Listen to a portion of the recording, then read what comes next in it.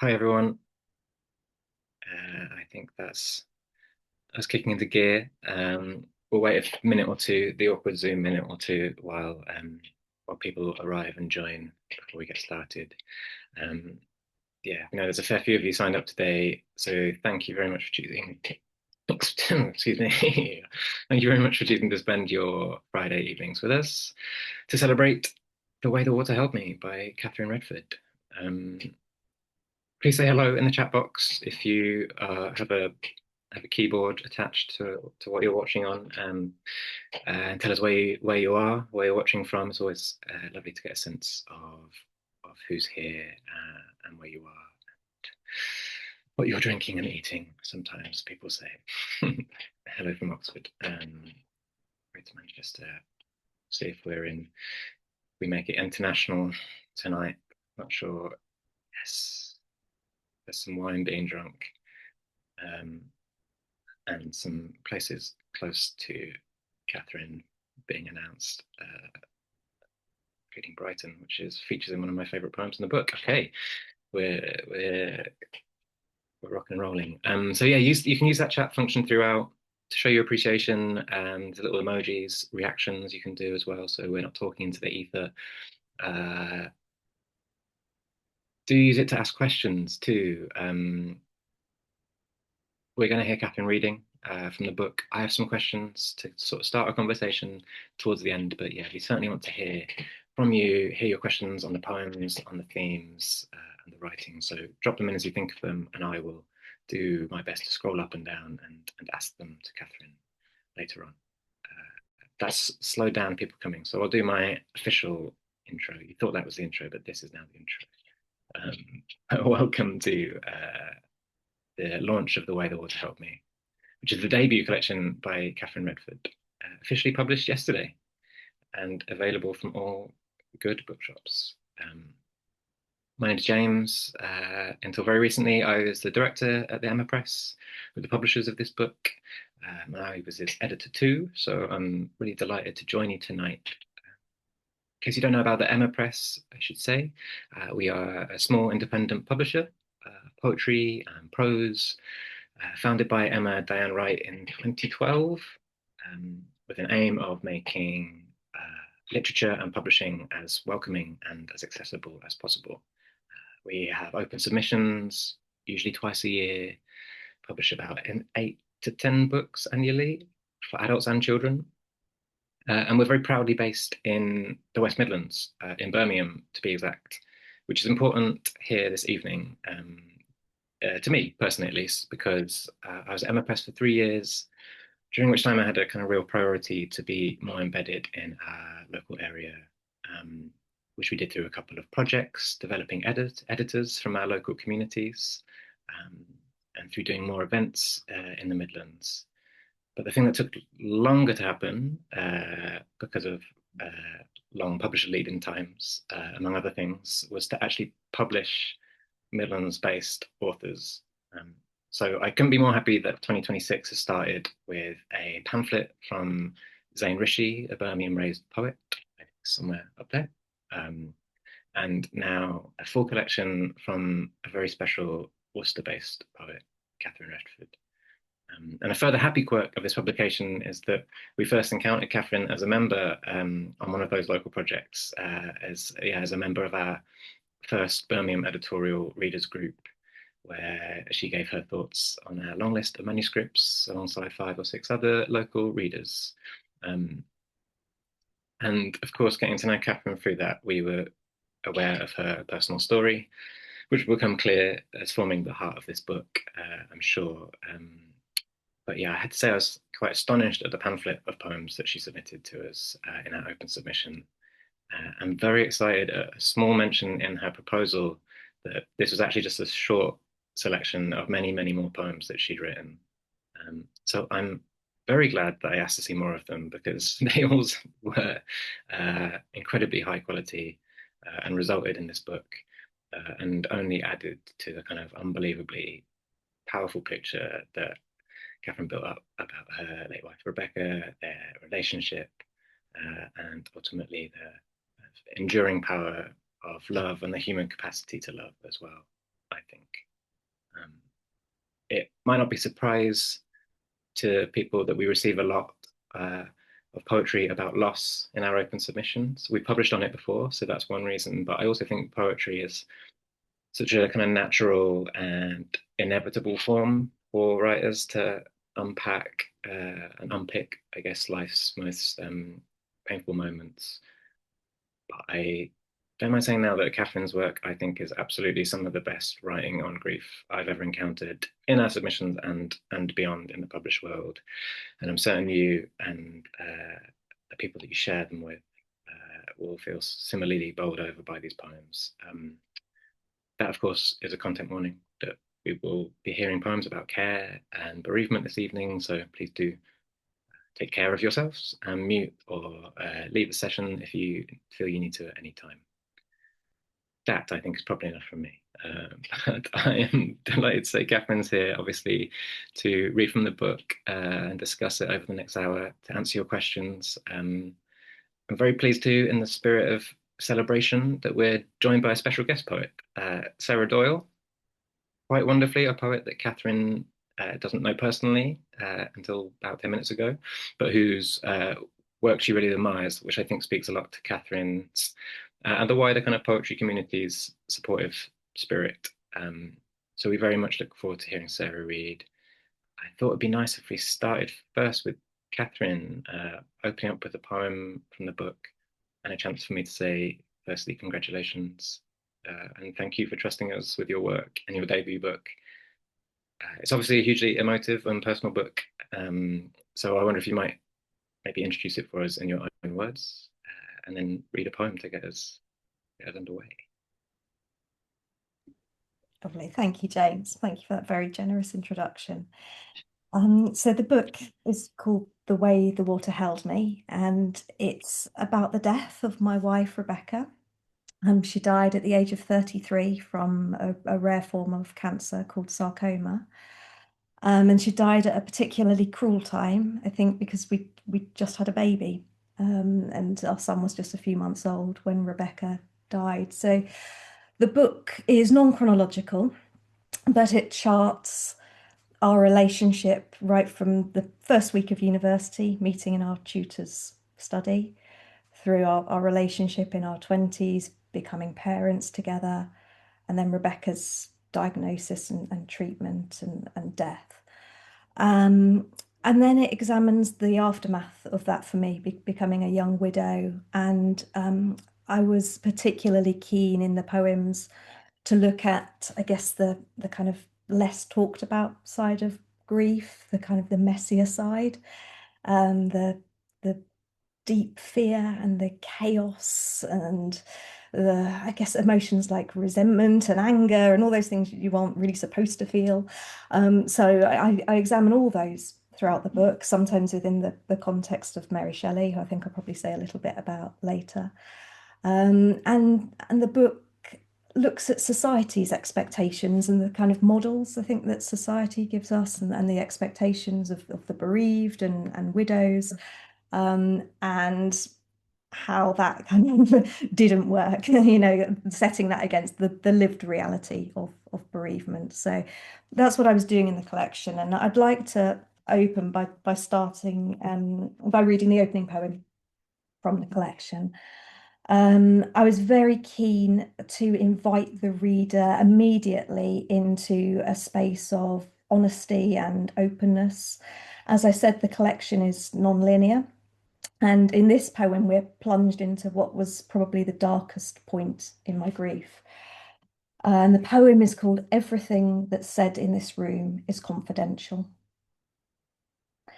At the end of the session, the counsellor tells me we need to put this memory somewhere safe so that we can come back to it later.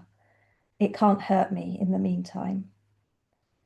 She asks me to imagine packing it into a box, perhaps an old roses tin from a childhood Christmas, or a wooden chest, something with a sturdy lid. She frowns when I say it's a wicker basket. She summons a field and we walk across it together in silence.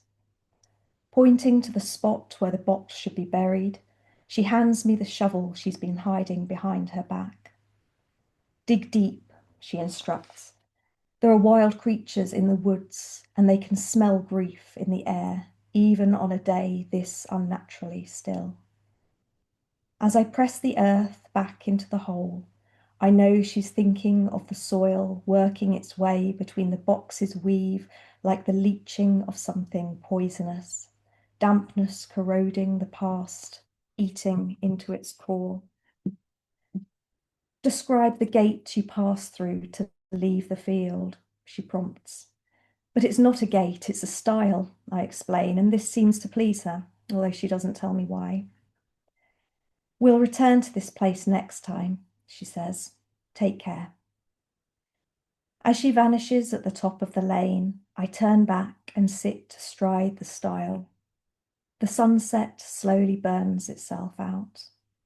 The ground was softer than I'd anticipated. It only now occurs to me that the coffin too was made of willow, a Moses basket holding her tight. But the coffin was cremated, not buried, the flames lifting her into the sky as if they were a rising flood, washing the world completely clean.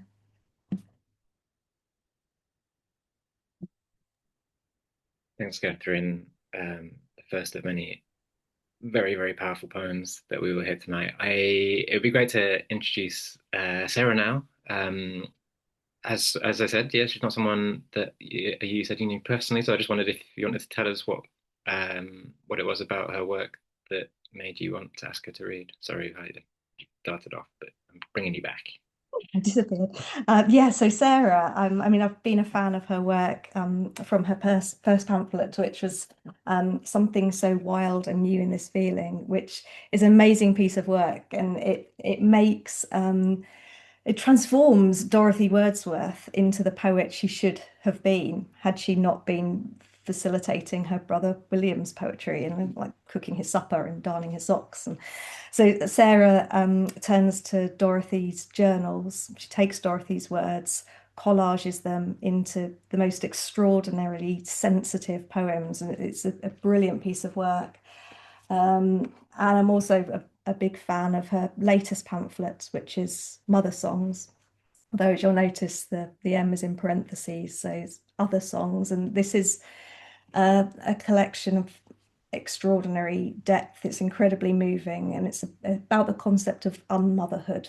And I found it a deeply touching read. And I think James is going to put the details of it on in the chat. So if you're not familiar with Sarah's poetry, I'd really encourage you to take a look at that. And I'm absolutely delighted that she's agreed to come here and read for us this evening. So thank you, Sarah. That's lovely and very personal, and I'm going to destroy all that by reading out a biography. But I think people should know a little more about you as well. Sorry, Sarah, you have to suffer through this. Sarah Doyle's a poet, workshop leader, and mentor, and poet in residence to the Pre-Raphaelite Society, which was mainly the reason why I wanted to read out the bio, because that's great. She is widely published in journals, anthologies.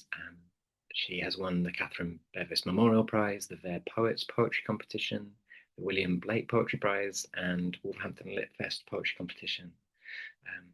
Catherine just held up her second pamphlet, Mother Songs, Other Songs, was published by V Press in 2023, and she's currently compiling her debut collection, having just completed an MPhil in the Poetics of Meteorology at Birmingham City University. The second reason I wanted to read out that bio. Take it away, Sarah. Thank you so much to James and Catherine for such warm and generous introductions. A huge congratulations to Catherine on publication of The Way the Water Held Me. For those of you who don't know Catherine, I'm sure many of you do, but she's a wonderful, warm, generous and supportive person. And as a poet, Catherine is sensitive, intelligent, imaginative and really skillful. So this collection really kind of speaks to Catherine's extraordinary ear and gift for poetry. So I'm thrilled to be a small part of the celebrations this evening. Thank you so much for having me. I'm going to share my screen, and I hope you can all see that. and there's Catherine's wonderful cover. As we're still in March, the month of International Women's Day, I'm going to start by reading a poem that celebrates women and the achievement of 4 women in particular, the first female gardeners at Kew Gardens. They gardened in bloomers, the newspapers said. Punch magazine, 1896. The groundbreaking women of Kew, for Gertrude and Alice, Eleanor and Annie. The year is 1896. Time's wheel hastens as the seasons turn, seeds of change born on the wind. No exotic mix, but bloomers of wool, the colour of earth, a robust weaving wrought for kneeling on ground and the wiping of hands. Imagine their fingers needling soil, soft clumps crumbling between palms readied for growth. Knuckles grooved with grime, arms made strong by the wielding of shovel and fork. These were weathered women, women of weather, hair twisted into bulbs and capped under tweed. Pockets steeped in sunshine or rigid with snow. No need to curtsy or sew to play piano. Why sing of flowers when you can speak of plants? Why stitch a sampler when you can sew entire beds, embroidering the ground with yellow knots, threads alive with green? Leave the hothouse specimens to blossom beneath glass. Satin slippers have no purchase here. Leather-booted footprints dissolve in drizzle, but women with spades grow more things than are seen. Tunneling the loam, roots take hold. Seedlings emerge, unfold, claim a stake that will not be shaken by storms, nor lost to frost. Nurtured and propagated, tender stems self-seed, reach skywards, maturing to a legacy, tilled by Gertrude and Alice, Eleanor and Annie. And there 3 of them are, if you want to have a look at them. Aren't they marvellous? Well, from Kew Gardens to my own garden in North London, which overlooks a small canal. I'd lived here for 26 years before finally glimpsing one of our fabled neighbours. On seeing a kingfisher, New River, Enfield. As if a piece of sky had sheared away at its brightest point, gaining the gift of airlift on the wing. As if clouds had permitted the raining of gems, set in a shock of metal. You electrified the city's winter fog, branding my vision the way lightning might, alchemical glint of precious, of prayer, the blessing of air, a benediction, your smooth flight, the impossible dazzle of fever dreams, feathers made of water and mirrors, blue fire and light. In honour of Catherine, there's at least a drop of water in every one of these poems. And the following poem appears in my 2023 V-Press pamphlet, Mother Songs, which, among other themes, explores the ageing female body. The poem was inspired by witnessing an extraordinary spectacle on East Runton Beach in North Norfolk during the very hot summer of 2022. And it has an explanatory note as follows. The sea gooseberry is a small, transparent, globular marine invertebrate present in the North Sea. Occasionally, sea gooseberries wash ashore in large numbers and can be observed on Britain's beaches. Sea gooseberries. The tide line wears you like a broken necklace, sun-glittered gems strewn along its foamy contours, plump glass marbles, stranded, stilled, alien as fallen moons. How vulnerable you seem in your naked transparency, insides on show, sand refracted through the bright lenses of your bodies. Displaced pearls sent airwards, the vagaries of navigation exiling you beyond the salt safety of submergence. Your exposure is exquisite for all its tragedy. You look to me like I imagine ovaries might when they outlive their use. Flawless crystal ornaments, slow-fired and vestigial in death.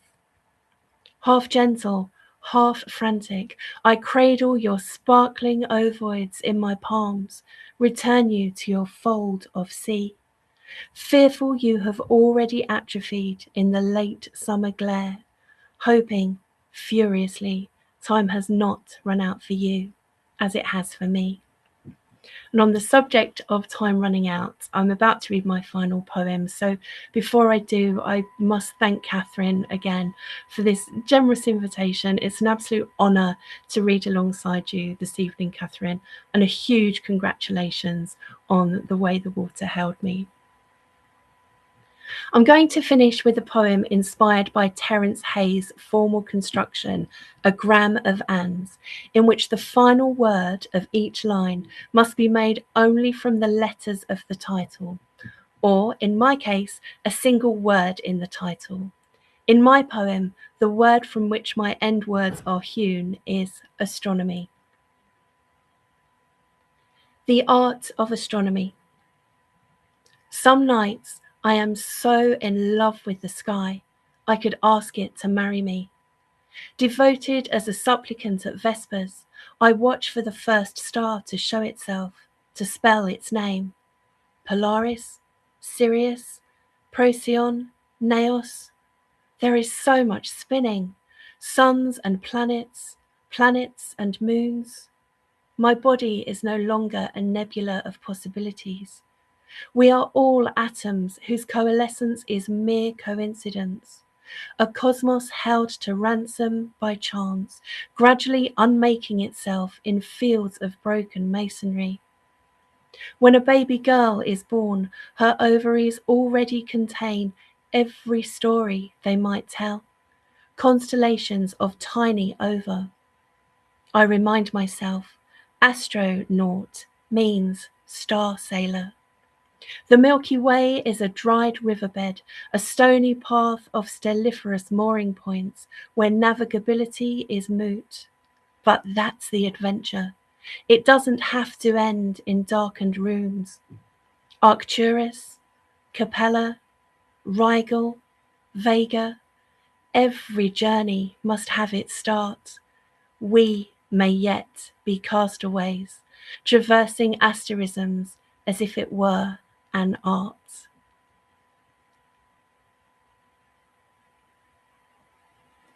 Thank you. Thank you so much, Sarah.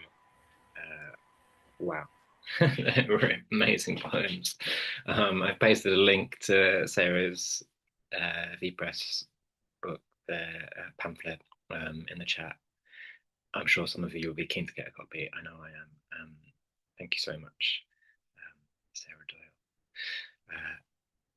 Catherine's back. I'm going to do her the honour of reading her bio as well, because I think some of you will know her, but others won't. And so, Catherine Redford started writing poetry after being widowed at the age of 35. Her writing has appeared widely in journals and anthology, including in Magma as a selected poet. She is an editor at Dust Poetry, Writing West Midlands Room 204 writer, and a Nine Arches Press Dynamo poet. She is published widely on Romantic and Victorian literature and previously taught at the University of Oxford. She lives in Worcester with her husband and young son, and The Way the Water Held Me, her debut collection, is out now. Catherine. Thank you, James. So I've read the first poem from the collection. The next one I'd like to read deals with what I mentioned before, which is society's expectations of those who are grieving. And for me, how our widowhood came at points to feel like, I guess, a performance. I think once the funeral's over, there can be an expectation that you're starting to heal. And I was incredibly lucky to have friends who supported me through the experience, and they were wonderful and very understanding. But I think wider society can very much approach it with that head tilt, oh, how are you? Not wanting an honest answer. So this poem was my honest answer to that question. It's called They All Ask Me How I'm Doing. I see the moon billowing in her white nightie, floating face down in the canal. I start to dream of water flooding the house, wake to the cling of wet sheets, the bed drifting away. That's how I'm doing. And I must grieve in shifts between bottles, nappies, muslins hanging on the line that forks and forks and forks, like nerves exposed, stung by the morning frost. That's how I'm doing. And I'm animal smell, dirt-coated claws, retreating. I find I'm living underground. They nod, ah, yes, like a grave. And the worms laugh with me, knowing this is far from the truth. That's how I'm doing.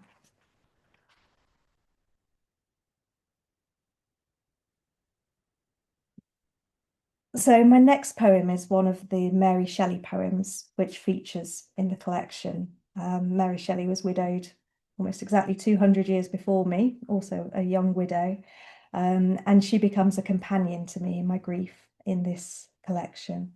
And she was very much a figure for me who allowed me to give in to some of the irrationality of grief, some of the chaos.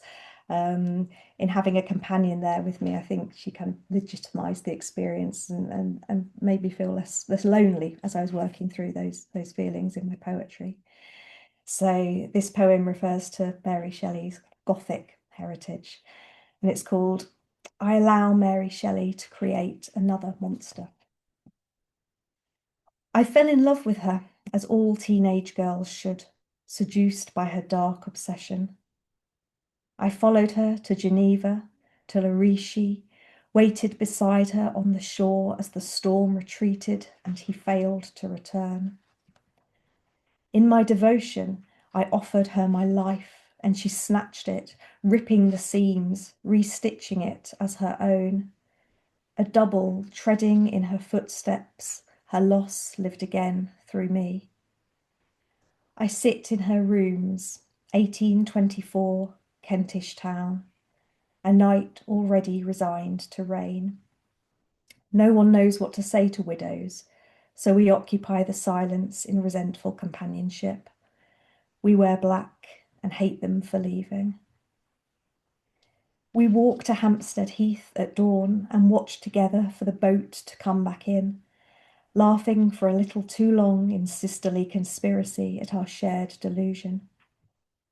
We dare each other to conjure them back through the mist, mutter incantations over the shadowless waters. I make her throw his heart into the centre of the lake. She wipes my wife's texts from my phone.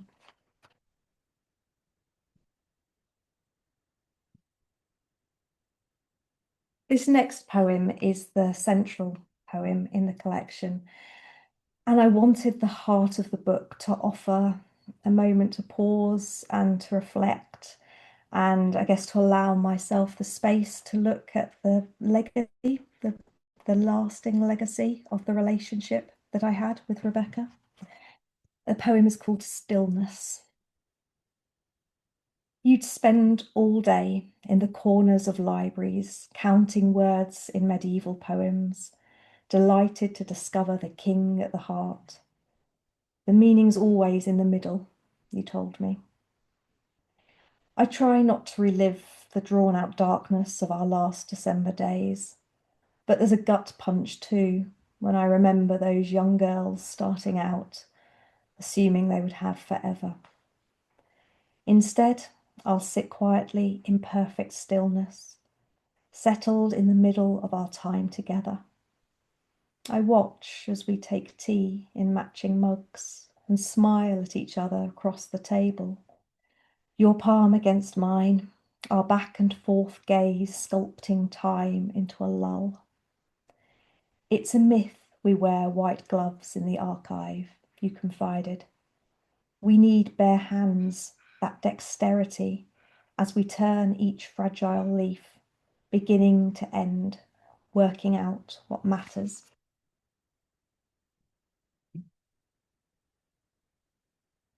This next poem, the title of it comes from the notebook that I kept immediately after Rebecca's death. I was very lost in my grief. And I remember in the period after the funeral, just wanting a manual. I wanted something to tell me what to do because I felt I wasn't doing it very well. I wanted some instructions. And I remember writing down in this notebook, I need an anthropologist's catalogue of death rituals. Unfortunately, no such book exists I've come across, but it turned into a poem. An anthropologist's catalogue of death rituals. Lay her on a mountain top, buried in the sky as arms for the birds. After 40 days, she will be transformed into a wild swan. Collect graveyard nettles if you wish to break the enchantment, but know she will always be left with one wing. There must be no canopic jar for the heart. This should be stored in the secret compartment of your writing desk. Bandage it in strips torn from her love letters, choosing only lines written in the present tense. Put on your veil and go tell the bees of her death, the news hanging above their hives like smoke, like an accusation you wish you'd never made. Watch the swarm form a cloud, expand like a growth, a storm vibrating against its limits. Come the spring, plant wildflower seeds in the compost made from 51 bunches of anniversary roses never given. Tend to them like children, choosing only the most beautiful to pull from the ground and strew on her grave, where they will wilt within the day. Instruct AI to create her portrait afresh each morning, changing nothing. Watch as she morphs into an urn, a mushroom, a yew tree, an owl. Take the feathers she sheds and tuck them in the pages of the book she left half read on her bedside table. Auction off her unused future in miscellaneous lots. Then lock yourself in the empty house, swallowing the key. Become obsessed with preservation. Make jams, can fruit. Line up the jars on shelves down in the cellar, ready for the world to end again.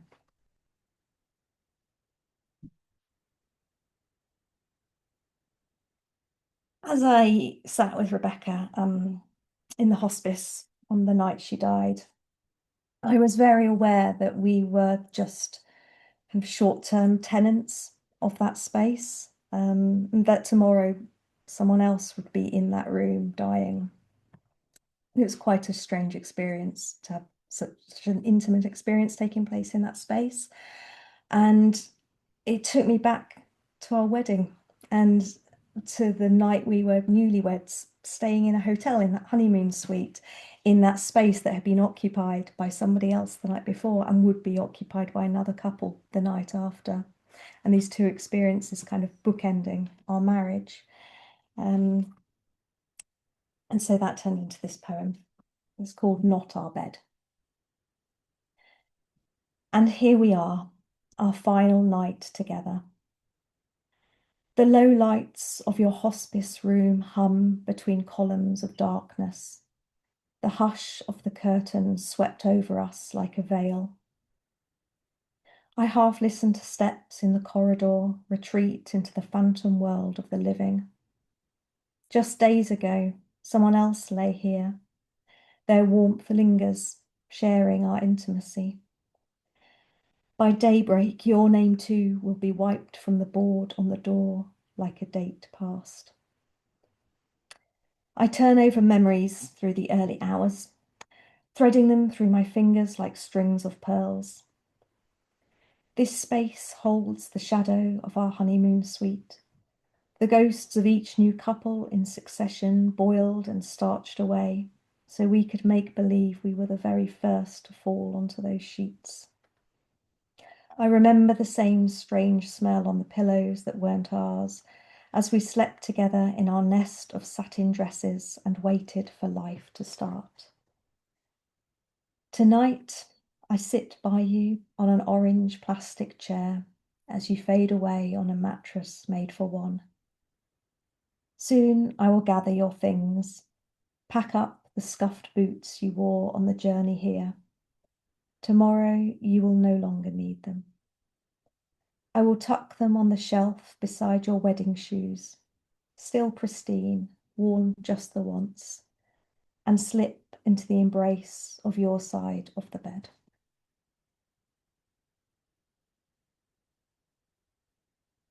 The last few months of Rebecca's life were very strange. As I mentioned before, we just had a baby.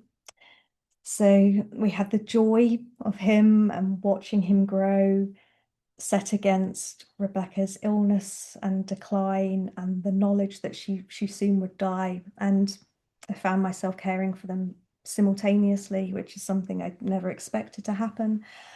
And this next poem is about one night looking after them both. This night I never actually made it to bed myself. It's called Night Music. It's all right. I'm here. Nightlight lit, pulled from his cot to her bed. I make up bottles, cradle cup to lips, respond to their owl calls that echo between rooms. My child is growing violently, teeth cutting, tears on burning cheeks. He's learning that I leave him, terrified that one day I won't return. And all the while, my wife is folding in like a waning paper moon. I'm guided by the steady click, click of bottle caps through darkness. Calpol, morphine, backed pulses marking out my sleepless boundaries, daring me to fly headfirst into dawn. But I stay. Stroke foreheads, hum lullabies, smooth bedsheets plucked like strings by agitated hands. I recite reassurances, false promises of fairy songs. It's all right, I'm here. It will all be over soon. I'd like to read another of my Mary Shelley poems now. And in this, Mary Shelley is a rather melodramatic Gothic heroine, and the poem's quite humorous in some ways, but there is also a deep sadness there. It's about how it can genuinely feel like your life is over when you lose your partner. And I explore this through Mary Shelley. It's called Mary Shelley Begins to Think She's a Ghost. She takes to hiding the remote up her sleeve, switching on late night talk shows as I drift on the sofa, feigning innocence when I wake with a start. She moves my book from desk to chair to hearth, steals teaspoons one by one, burying them beneath the floorboards. I find I can no longer sleep, her ink-blot figure haunting the spot at the end of my bed. She pretends not to hear my questions, only clutches at her heart, acting out the motions of a silent wail. When I wrap her in my quilt, she slumps, willing herself into a form less solid. I guide her firmly by the shoulders back to her chair in front of the fire, but she returns each time the clock strikes the hour, taking over my rest like radio static filling a dark room. I tell her he wouldn't want her to live this way, but my voice is drowned by the heavy thud, thud, thud of her attempts to walk through the walls. And finally, I'd like to read the closing poem of the collection, and it's very much a poem of two hearts, I guess. It considers one of those awful practical tasks that has to be carried out when someone dies, which is sorting out their belongings. But it's also a poem about learning to sit with both the past and the future. So it's simultaneously wishing Rebecca had never died, but also acknowledging the gifts she left me, the person she helped shape me into in our time together. And kind of, acknowledging how her legacy allowed me to move forward and find happiness again, and how I could sit with both those experiences of great sadness and hope for the future at once. And the poem is called Her Worldly Goods. I keep her umbrella and swimsuit, her pool pass in her wallet's neat archive of cards and receipts. I cannot keep everything. It's the thought of other people owning her belongings that gets to me.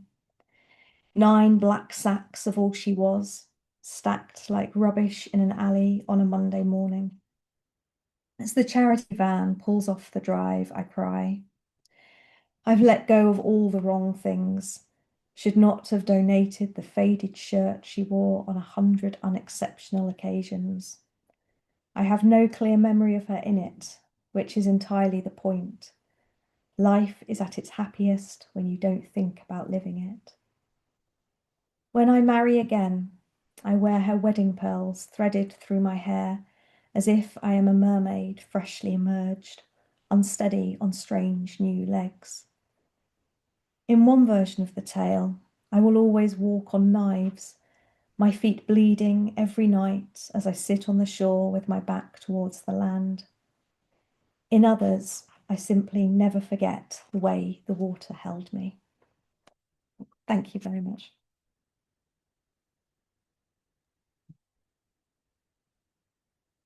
Wow. Nearly got me again. Several times during this whole process. Thank you so much, Catherine. And thank you so much, everyone, for your beautiful reactions. I'm going to share those with you, Catherine. It's really having the exact effect on everyone that I knew it would. We've got about 15 minutes or so for your questions out there. So please pop some in the chat. I will ask a couple while you're typing yours. But yeah, I'd love to bring your questions in. And it's just so brilliant to hear those poems out loud, which you kind of rarely do when you're editing, having spent such a lot of time with them on the page, and to remember the kind of heart-stopping lines and beauty of it, and the small echoes across different poems in the collection, which I absolutely love, and that people will find as they read through. I was going to ask, I wonder if there were other writers on bereavement that you reached for as part of grieving, or as part of writing and thinking about these poems, or was the writing kind of more of a solitary kind of focused expression of remembrance and like processing what had happened?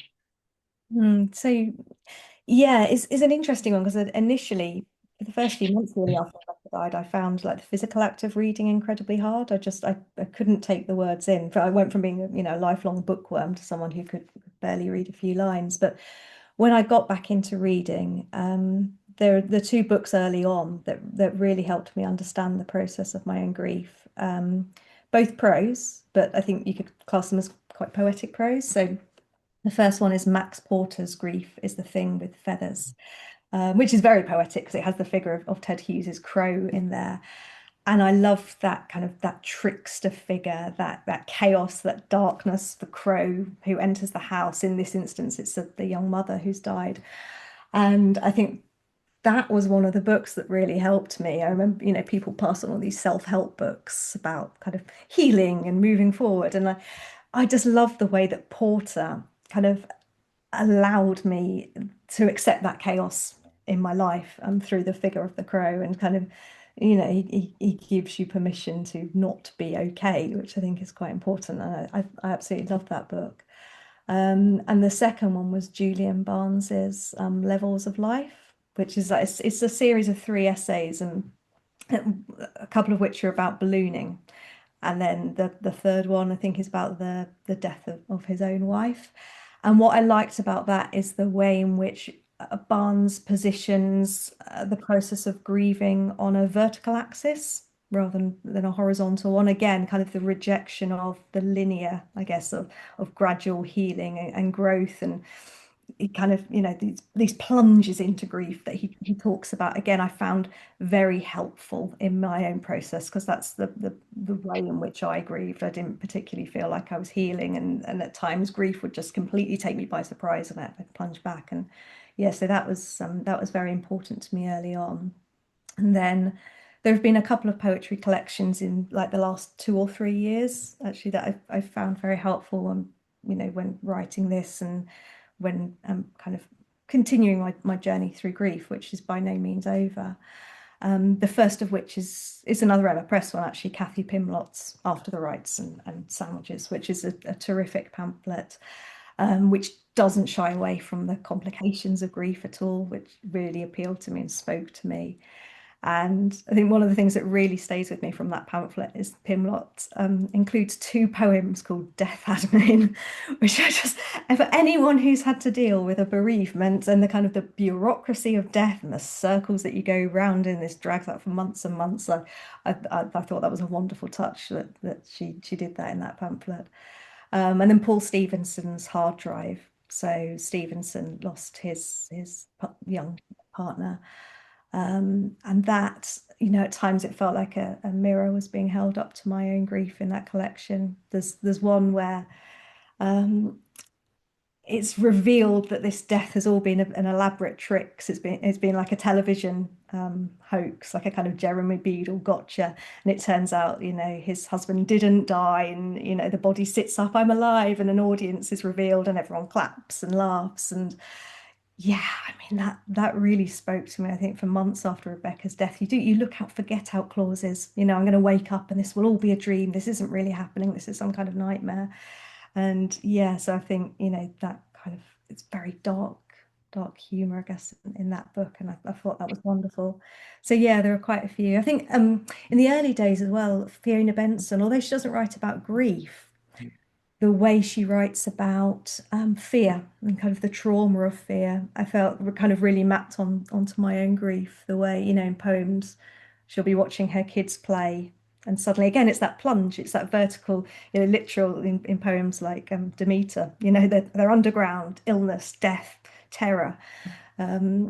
And yeah, that mapped onto my grief, the way in which it can come completely take you unawares and take you into very dark places very quickly. So yeah, although not explicitly about bereavement, I felt that those poems were very useful to me in that respect. Yeah, all fantastic writers. You mentioned talking about one of those books about non-linear, and you said a couple of times as well about this book not being chronologically kind of set together. What can you talk about quickly what your thinking was with that, not just doing a sort of more standard, this happened and then these things happened? Yeah, it felt the more truthful way to structure the book, I guess, because my whole experience was non-linear. I mean, I started to grieve Rebecca months before she died, which I didn't realize at the time. And I remember one of the hospice nurses visiting me a few weeks after she died, and I was saying it still hasn't hit me yet. I was expecting that kind of shock, and I don't think the grief has started. And she kind of very gently explained about this concept of anticipatory grief, and that when you know someone's going to die, when there's a long illness, you can start to grieve them long before they're gone. Um, so yeah, by structuring the collection in that way, I think it allowed me to explore the ebb and flow of grief, the way that I experienced it in real life, rather than that kind of, the model, the stages of grief. You go from denial to anger and depression and acceptance, and then it's all good at the end. It doesn't work like that. And I think that you mentioned echoes in the book. There's quite a few ideas that I return to, that I look at from different angles. So yeah, it just felt like the more truthful way structure it, poems about her cancer treatment, for example. I don't think I really started to process that until after she died. Everything is linked, and the parenthood, there's nothing horizontal about the journey. So yes, if it's a collection about the chaos of grief, I guess they're arranged in a slightly chaotic order. But also, yeah, also completely. I think the word there, truthful, is that's it, isn't it? So it feels like when you're reading it. I'll go to some questions in the chat. Thank you for putting these in. Oh well, here's chaos. I'll jump straight to Amanda's question because you talk about the chaos of grief again. Did writing these poems draw out some order from the fractured world you were experiencing? Yes. Yeah, they allowed me to process those feelings, and I think the Mary Shelley figure, because she is a kind of a fictionalized version of Mary, although I'm drawing on her experiences. She is a kind of a shape-shifting figure in the book who kind of fulfills different needs for me. And yeah, certainly projecting some of those feelings onto her and kind of allowing her to deal with them helped me to put order to that chaos, I think. And yeah. Well, we should talk about Mary Shelley. I wanted to talk about Rachel Jeffco, our next collection poet due next year at the Emma Press. There's just asked a question about Mary Shelley as well. I'm going to merge our questions because they're basically the same thing. Right, it was read your bio and you're a sort of scholar of romantic literature, or you've written about romantic literature. So presumably you were fairly well versed in Mary Shelley prior to all this happening in your life. And yeah, my question is exactly what Rachel's was. Was there a kind of moment of realization that you had this kind of widowhood kinship with Shelley, and maybe could you just talk about her wider influence on you? Yeah, it was really weird. I mean, talk about the gothic and the uncanny. So yeah, I was a scholar of Mary Shelley. I was very familiar with her biography and with her body of work. But when Rebecca died, it slowly dawned on me that we had all these uncanny parallels that were playing out. So we were both young widows. I mean, Mary Shelley was 10 years my junior, actually. She was 25 when her husband drowned. I was 35. We were both left with young sons to bring up alone. We were both away from family and friends. So Mary, despite her recent literary success in London with Frankenstein, had at Percy, her husband's request, followed him to Italy, where he died. And so she found herself, all her family were back in London, the majority of her friends were. So she was in this foreign country trying to deal with her bereavement. And I was in a new part of the country. Rebecca and I had moved 6 weeks before she died. So again, I didn't have anyone on my doorstep. I had, as I mentioned, loads of wonderful friends who would come and visit me and help me and support me, but I didn't have anyone there who could pop round for a cup of tea and, I could call up and say, I need someone now. That's something I really missed.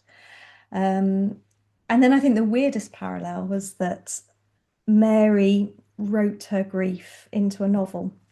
She wrote a pandemic novel called The Last Man, in which she imagines this pestilence sweeping the globe until there's only one human left alive, Lionel Verney, who is a thinly veiled figure based on Mary herself. And yeah, she uses this to kind of explore the extreme loneliness and isolation of young widowhood. And then, of course, what happened a year after Rebecca's death, we had a pandemic, and I found myself grieving in this very isolated way, kind of away from connection and family and friends. So yeah, that was a really, really spooky parallel. Yeah, and as I mentioned before, she's a really useful figure to kind of explore the complexities of grief alongside in the Mm. collection. Yeah. They're a really wonderful set of poems. I'm looking forward to everyone reading them. I'm glad you read a couple.